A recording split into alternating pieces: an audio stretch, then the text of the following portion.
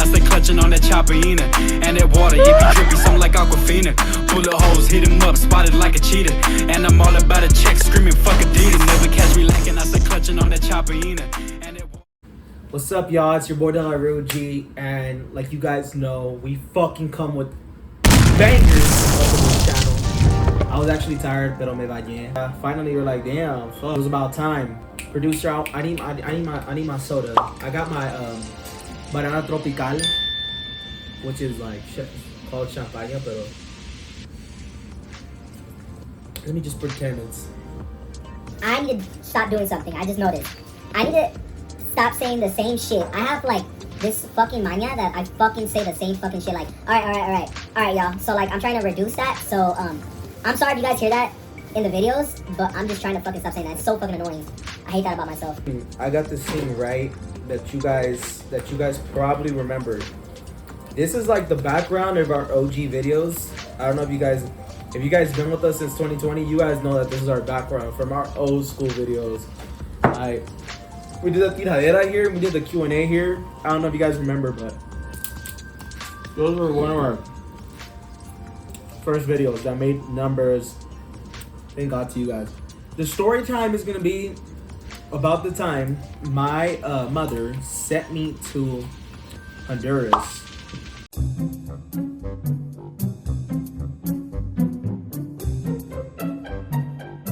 To live over there for quite a while because I was being a misbehaved child. So this was like about like 7 years ago. Like I was always getting phone calls from the school, always getting like referrals and stuff. And like I would always be getting in trouble all the time. There wouldn't be a day that would go by and like I would get like suspended. So mom, she got like tired of me. And she sent me to Honduras, the most beautiful country in the fucking world, where I'm from. But I went with my father, and some things that I could describe about my father is that he was very responsible when he was in my life. He's not a good person per se, because he holds a lot of hatred in his heart. I haven't spoke to him till this day. I haven't spoke to him, but I'm just giving you guys my experience.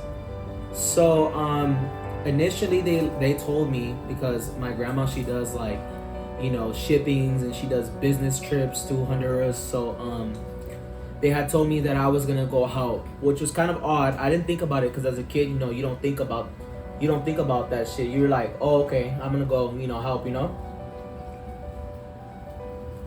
But like, I wasn't actually thinking, I wasn't putting the puzzles together. Like, why am I going? Like, why would I miss school to go on a business trip with my grandma? But my grandma was the one that was doing a business trip, so she flied over there. I went with her. And then I told me that I was gonna go help with like, you know, like comiendas and stuff like that, stuff that they order for my grandma. So when I go to Honduras, I just noticed that we're going in an odd route, because the route we're supposed to go to is like the city, and we were going to like kind of the if you are from Honduras, you guys know que tenemos calles de polvo, so like meaning like de tierra. There you go. Cuando paramos el carro, y ¿por qué paran el carro? Yo pensé que iban a ir a comprar algo, gonna drop off something to somebody. And I see my dad. First thing that comes to my mind is like, oh shit. You know what I mean? Because I don't want to see this man. This man's, you know, never been in my life. So, like, I don't want to see him. And then when I saw him, I'm like, oh fuck. Because I'm in a country where I can't do shit. You're literally like in prison. Once you go into like these countries of Latin America, I don't mean by like prison, but it's just like the law and the system over there is very corrupt. Like there's nothing that you can do to get out of something. I got left there. I was like, wow, my mom, first thing that came to my mind is like, wow, my mom betrayed me. So one moment I'm thinking, I'm gonna go help my grandma. And then wow, next thing you know is like, I'm over here at my dad's house. My dad lives in like a big house. Well, you can see it's a decent house, but it's like old as well too. And then he has like big gates, so it's very I don't know, it looks like a sad place. It looks like a sad place because there's no like, you're just locked in like all day, you know what I mean? That's all I see. The same doors, the same, you know, house, the same routine. And I would never go out. My dad, he was just always like, you know, working. And then when he had the free time, he would just like, you know, like drink every weekend. It was to the point where like it was like, okay, every weekend he would get drunk. He would just like rant, and then he would get violent at times. Really wants to leave from here, you know what I mean? It's a beautiful country, but I do not want to stay with my father. I came there on a Thursday. Then on that Saturday, a lot of things that que me tocó ver, a lot of things that I had to fucking, you know, go through was watching him beat the living shit out of my stepmother. My stepmother, she was, you know, pregnant with another baby that they were gonna have. At the time, I was only 12 years old. I was a kid. They were talking about work, and it involved another guy telling her something.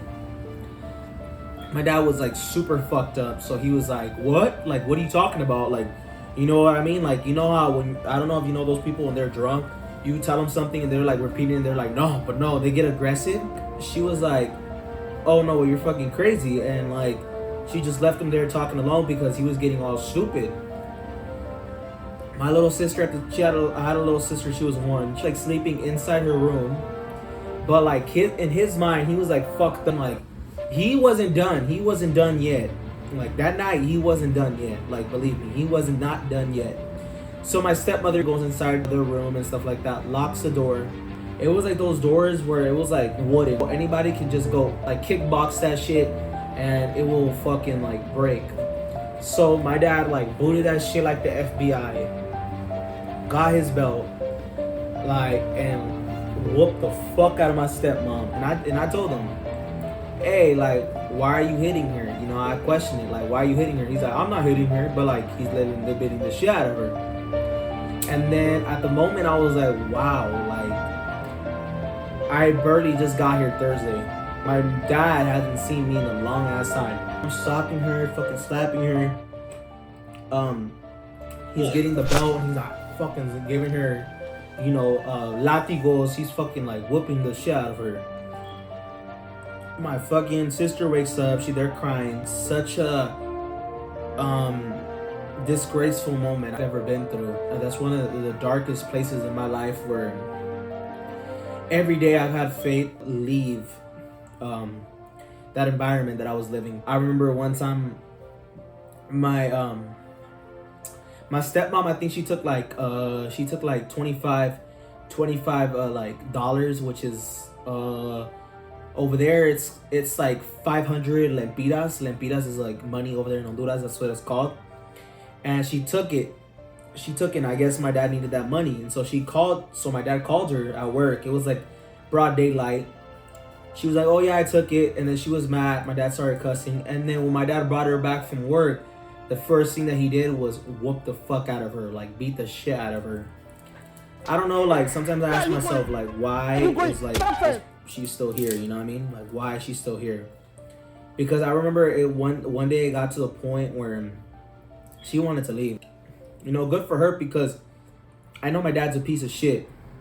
But I feel like women like that, they feel like they're still in love with a motherfucker like that they stay.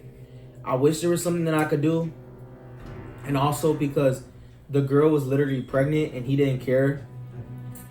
I just feel like that adrenaline, because I feel like that's something that a man should not do at all. You're not a man if you hit a woman. When I came back from my trip, because I went to go to my grandma's house, the one that I told you about. Then when I came back, she was there. So I'm like, okay, she didn't leave, but why doesn't she leave already? Because this man is literally treating her like shit, beats her up, makes her cry, does it in front of her daughter, which is my sister. And I just remember like one time I was playing outside with my friends. My stepmom, she had like problems with me. I don't know why, but suddenly she just had problems with me. Like along the way, I started knowing her true colors. It would have been worse if I was still there, because she was just getting hatred towards me for some reason. I don't know what I did that she hated me. Well, she started hating me because when I came, she was very welcoming. But there was one time I was playing soccer with my friends, and I just hear my dad just beating the shit out of her. I just hear like, y'all see movies where like the guy's hitting the woman and stuff like that, and they're going through like the hallway and shit. They're fucking like having a wrestling match, like hitting wall after wall after wall, getting in the kitchen, fucking swatting pans around and shit. I saw that happening, and I was like, oh fuck.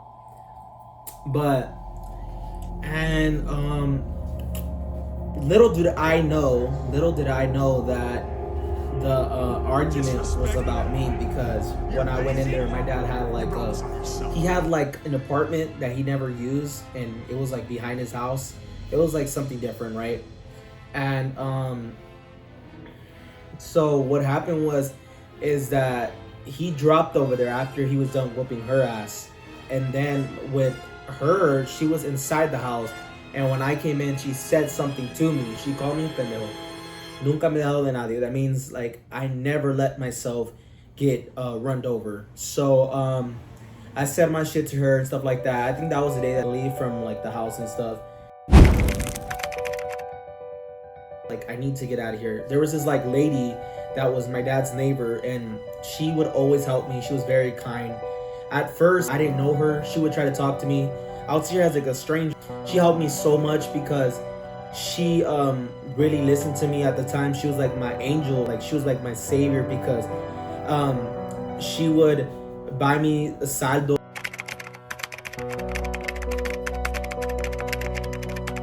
I would call my mom in the US and stuff like that. I would talk to her, and I would just basically tell her like, I want to get out of here. I can't be here. But every single night, y'all, I prayed to God, and it was one of the things that I had strong faith in, because I would cry every night. And this lady helped me a lot, and her name is Maria. A usted, muchas gracias. Sin usted, no creo que estaría aquí. Y me duró poco, pero llegué aquí por usted. Y en ese entonces no tenía ningún contacto con mi familia, y usted fue la que me ayudó. There would be times where like I would wake up and I would see like my dad beating the shit out of my stepmom by like the baila and shit. He would be getting like a bucket of this and shit like that. He got like a bucket like to wash clothes, and he was like fucking beating the shit out of my stepmom. I prayed, I had faith, and I left. I went to my grandma's house in San Pedro. I know you told your friend you're not okay, and tell me what's wrong and why you never said you felt that way. And guess you're trying to stay strong and fake a smile until I look away. But I've known you too long, it hurts to watch your blue eyes fade to gray as you fade away, as you fade away.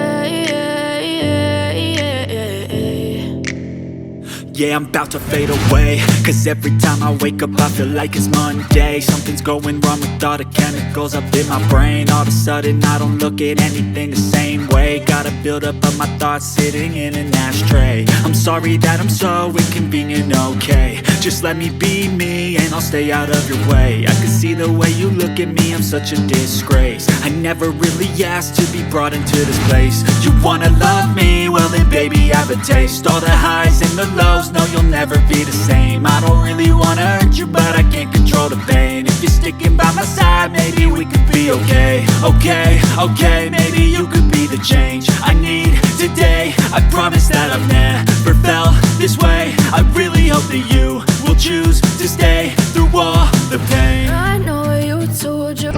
And I remember that being one of the most happiest days of my life, because that was one of the things that just made my life a living hell.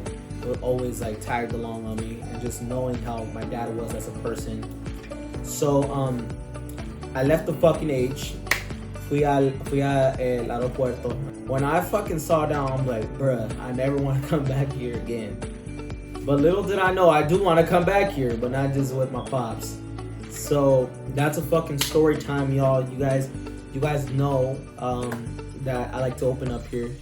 I hope you guys enjoyed it. Let me know what y'all think. Make sure to like, comment, share, and subscribe. I love you guys so much. Make sure to fucking give a fucking like, and you guys are awesome, honestly. I want to give a shout out to what, Miss Candace. Well, Candace, thank you so much for commenting. I saw your comment. Thank you so fucking much. We love you. Who else commented? So thank you guys so much. And my producer's over here. He's over here making on the track, bitch, give me back. Tatted on the back, I'm tatted on her neck. And carry Cardi back. Shawty wanna live, shawty wanna